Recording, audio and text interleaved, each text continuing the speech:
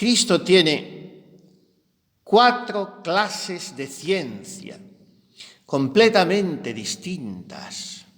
Verán ustedes qué océano de belleza se nos abre hoy con esto, y verán ustedes cómo Cristo, cómo puedo decir con más gozo que nunca yo, después de tocar esta doctrina, me amó y se entregó por mí. Pero no está usted hablando del conocer, que tiene que ver ahora el amar. Ya veremos. 4 clases de ciencias que en nada se estorbaban mutuamente,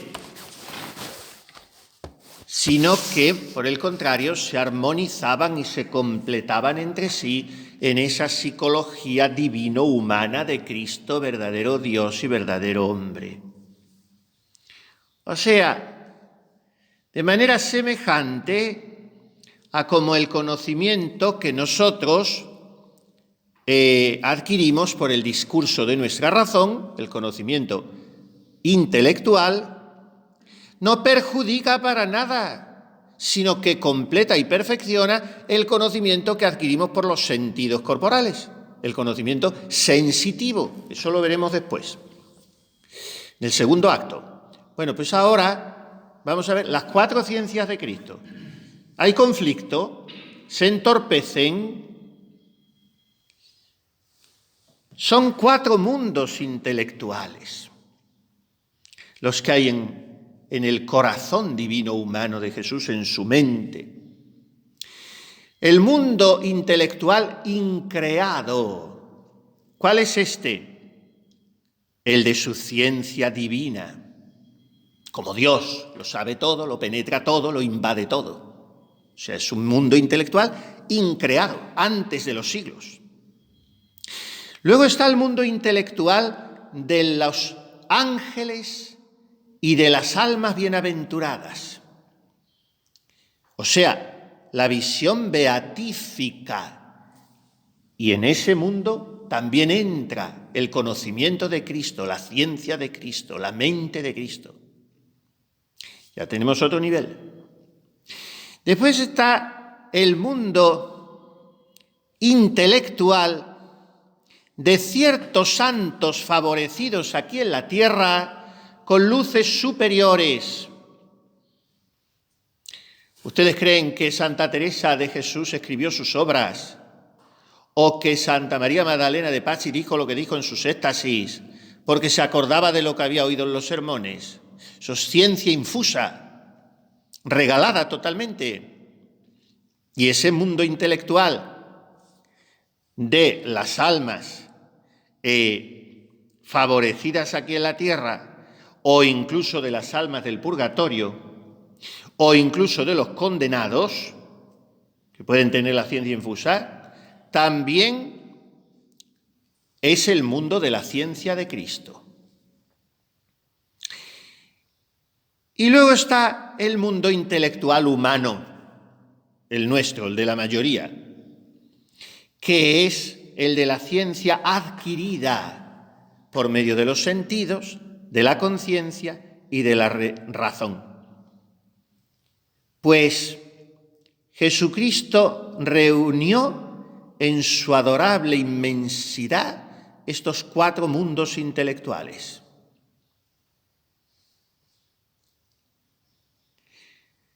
Cuidado con pensar demasiado, y esto a muchas almas las hace no entender la encarnación, en la ciencia increada de Jesús. Porque es verdad que Él lo sabía todo como Dios, pero es también verdad que lo fue aprendiendo todo como hombre. Cuidado también con no pensar en la ciencia increada de Jesús y olvidarnos de que toda la ciencia infinita de todos los mundos estaba en el niñito de Belén o está en la hostia del sagrario. Entonces, esa ciencia increada, esa ciencia divina está siempre en él. Pero es que también la ciencia beatífica, la ciencia de visión, estaba en Jesús niño y en Jesús moribundo en la cruz. Además de esas dos ciencias con las que lo penetra todo y lo invade todo, Jesús gozó de la ciencia angélica o infusa que venimos diciendo. ¿Cómo puede saberse algo si no te lo enseñan? Claro, nos imaginamos a Jesús a imagen nuestra y suponemos que su estado psicológico, por lo menos su estado intelectual, era poco más o menos como el nuestro. Y verdaderamente sí, no cabe duda. Él fue perfecto hombre, fue niño y tuvo todas las cosas de niño y de hombre. Pero era un hombre Dios. Y por tanto en su alma, en su inteligencia, poseía unos tesoros de ciencia beatífica y de ciencia angélica que no se pueden arrancar de su alma porque su alma está empapada de la divinidad por la unión hipostática.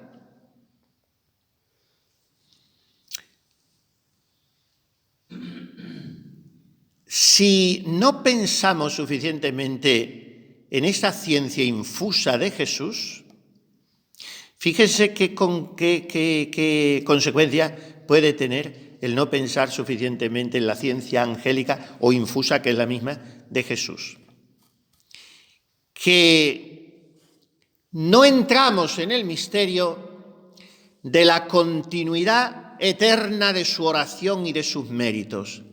O sea, a él se le enseñó en su pasión, se le regaló el conocimiento de la infinita eficacia que a lo largo de los siglos iba a tener su pasión, por ciencia angélica o infusa. Por eso también vino un ángel, quizá a recordárselo. Y es muy inconveniente también no enterarse bien de que en Jesús hubo una ciencia exactamente igual que la nuestra, una ciencia experimental, una ciencia adquirida, una ciencia progresiva, siendo Dios. Esto es un misterio terrible. Sabiéndolo todo, quiso aprenderlo todo. Claro, esa ciencia humana era mucho más perfecta que la nuestra, porque aquí todos somos mucho más tontos que nuestro Señor Jesucristo en cuanto hombre, porque como ese hombre perfecto, su inteligencia también era soberana, pero humana. La inteligencia humana, limitada, que tenía que aprender. Progresiva como la nuestra. Si no entramos en ese misterio, ¿cómo podremos entrar en el misterio de la infancia de Jesús? ¿Que era un juego? ¿Un paripé? ¿Cómo podremos entrar en un misterio tan dulce, tan entrañable, tan hondo, en el que podemos hacer nuestra oración muchas veces, del sueño de Jesús? El que lo comprendía todo y lo abarcaba todo y lo sabía todo, interrumpe su entendimiento y sus facultades intelectivas para dormir, para entregarse a un oficio meramente animal, como hacemos cuando dormimos. No es animal porque nuestra mente no para tampoco dormida, y nuestra mente sueña y elucubra, pero es la inteligencia máxima de Dios paralizada, dormida, el misterio del sueño de Jesús, que hay que hacer la oración muchas veces con él. Bueno, pues no se comprenden las virtudes adquiridas de Jesús.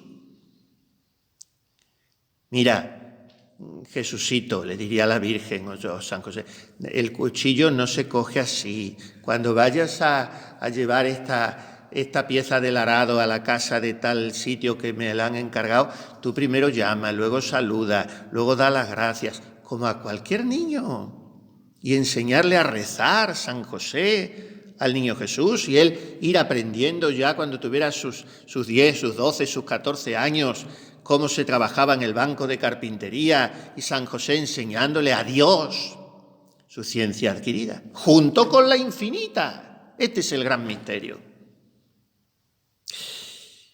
Entonces, no empequeñezcamos, no falseemos la idea que tengamos del alma de Jesús.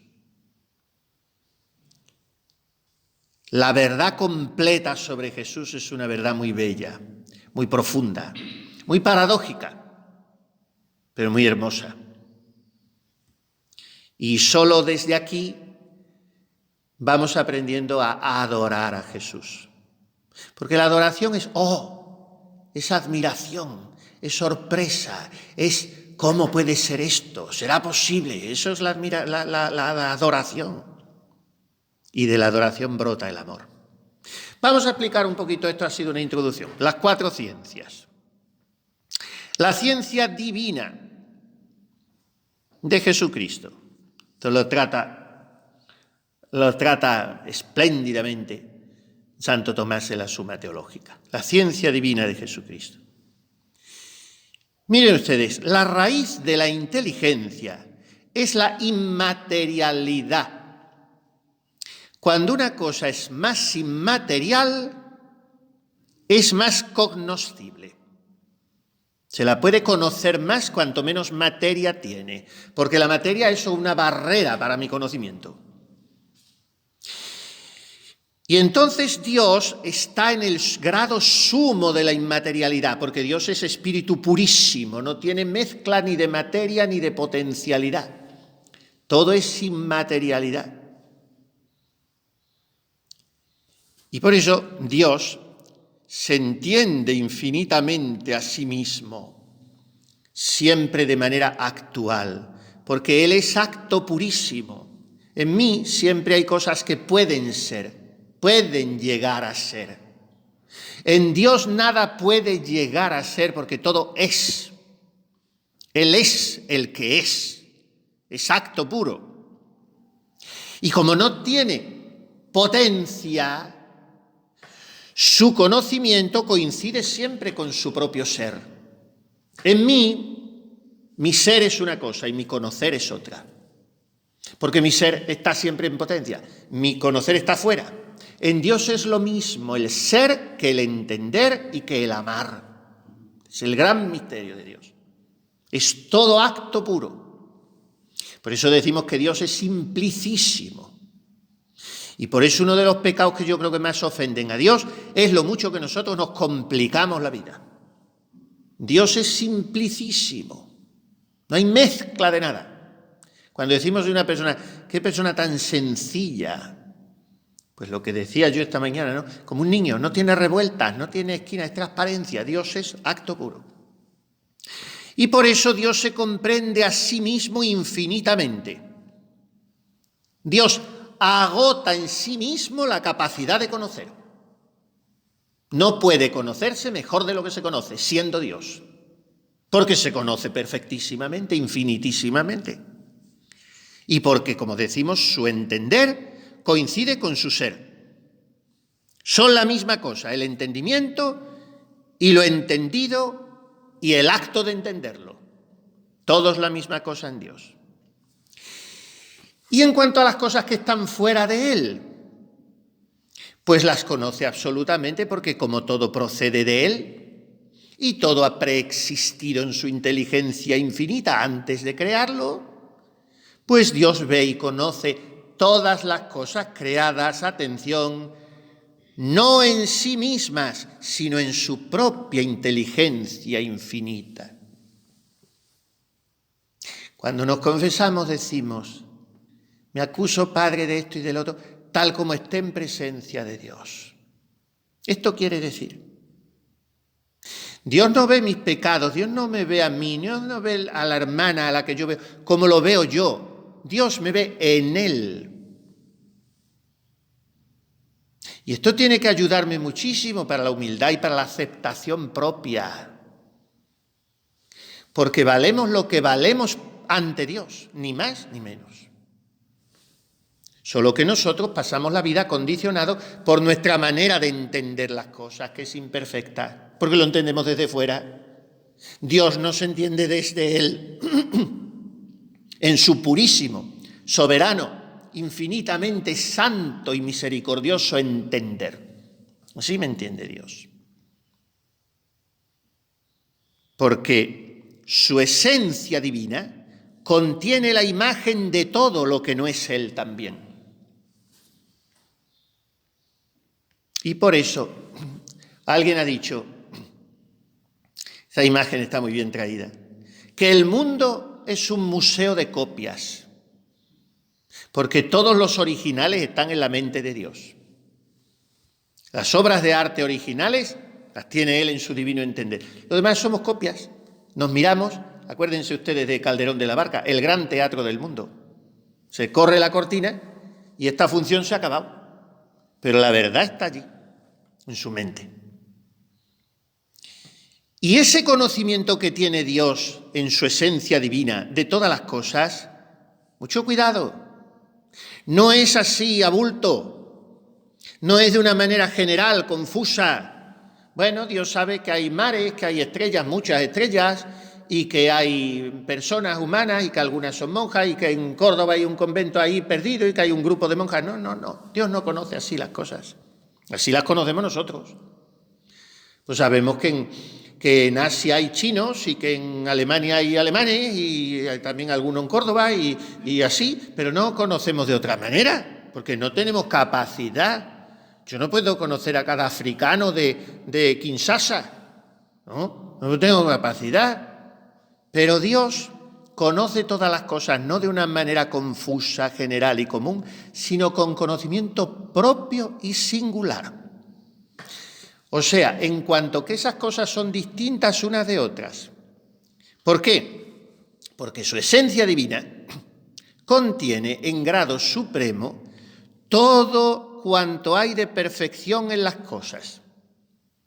Y cada perfección que haya en una cosa, y en todo hay perfección, hasta en un pecador, hasta en un criminal, hay cosas buenas, cada chispazo de perfección que haya en cada cosa, no es más que una participación de la perfección divina. Y como Dios entiende perfectamente su perfección divina, desde su propio conocimiento, entiende individualmente todas las perfecciones de cada realidad del mundo.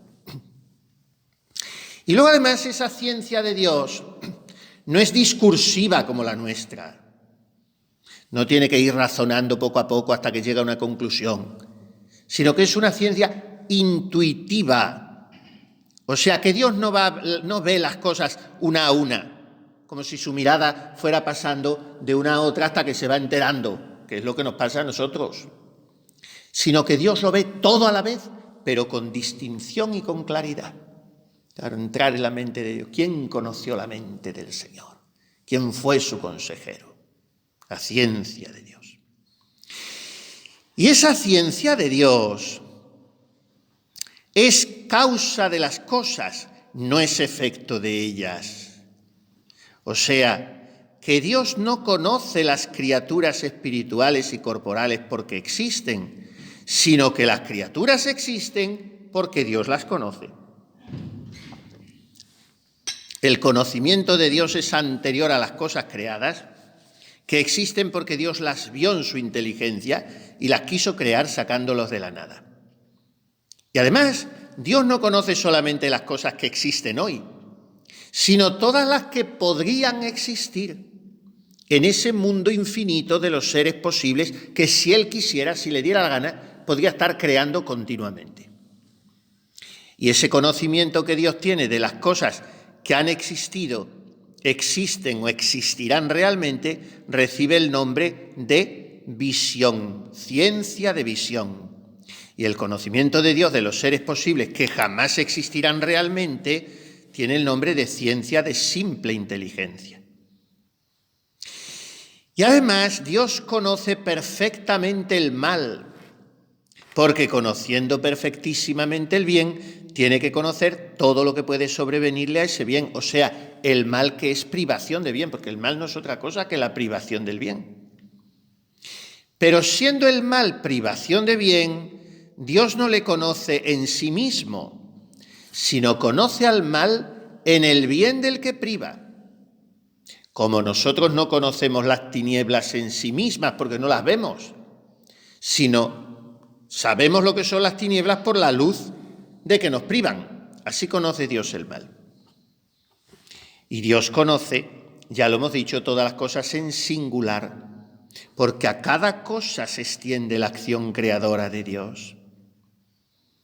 Y Dios conoce perfectamente todos los futuros contingentes, todo lo que sus criaturas inteligentes, los ángeles y los hombres, querrán hacer libre y voluntariamente en el tiempo y en la eternidad. O sea, Dios nos tiene a todos presentes en su eternidad, que abarca todos los tiempos. Y Dios conoce todos los futuribles, todo lo que podría llegar a ser, como cosas que tiene ante su mirada, aunque sean todavía venideras. Porque ante la mirada de Dios no existe el pasado, ni el presente, ni el futuro. Mejor dicho, no existe el pasado ni el futuro. Lo único que existe es el presente. Un presente siempre actual. Siempre actual.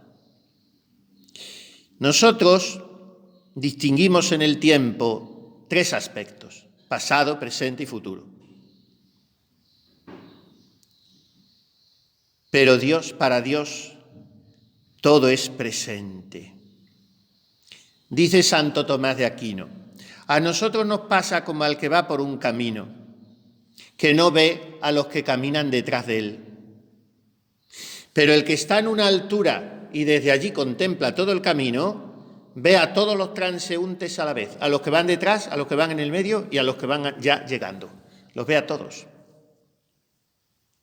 Dios conoce todos los pensamientos de los hombres y todo lo que se podría producir en el pensamiento del hombre. Y esa ciencia de Dios es completamente invariable, no puede cambiar, porque coincide con su propia sustancia.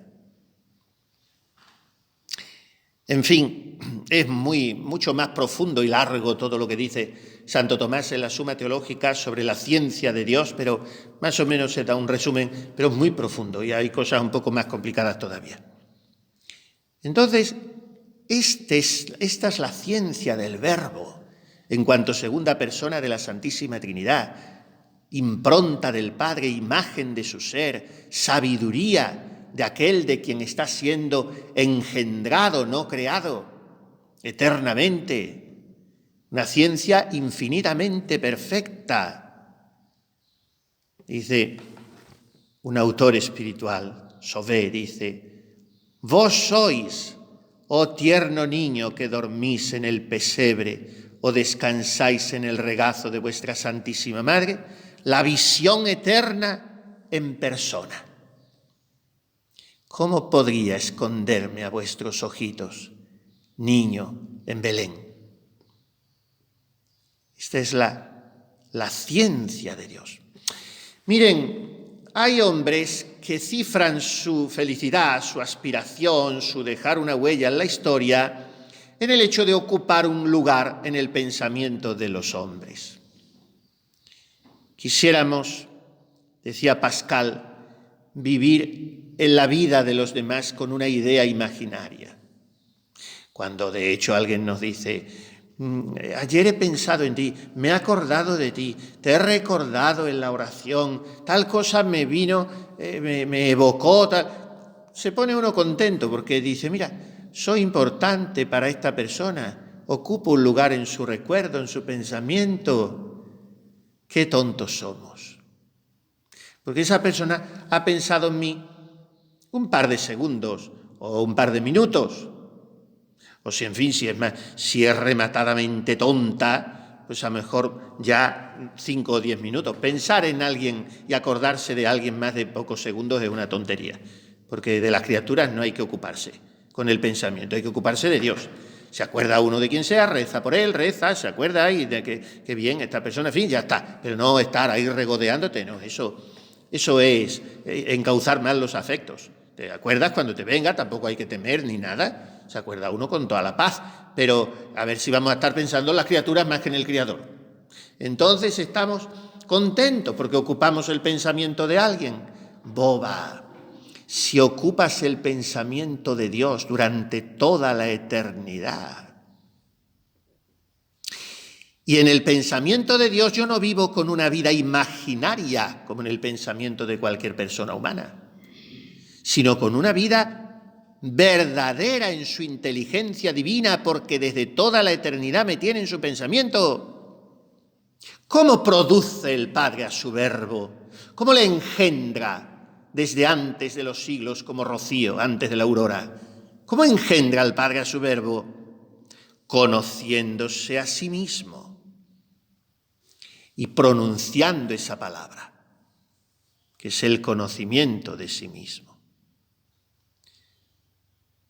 Pues en ese acto por el cual el Padre concibió y produjo a su Verbo, entró la idea de cada uno de nosotros, de nuestra vocación, de las gracias que nos quería conceder, porque todo fue creado por Él y para Él, todo lo pensó el Padre en Cristo y en Cristo me pensó a mí. Y este pensamiento tendría que arrebatarnos, tendría que hacernos temblar. Porque se trató de mí, no en las conversaciones de mi padre y de mi madre cuando eran novios,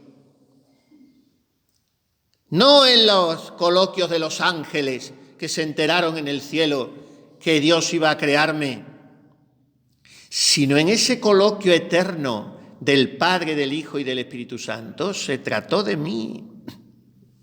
Y desde toda la eternidad esas personas adorables se ocuparon de mí. Soñaron en mí.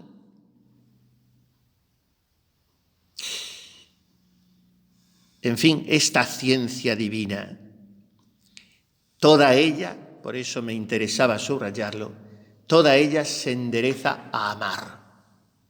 Dice Bossuet, ay de la ciencia que no termina en el amor, que toda se endereza a amar.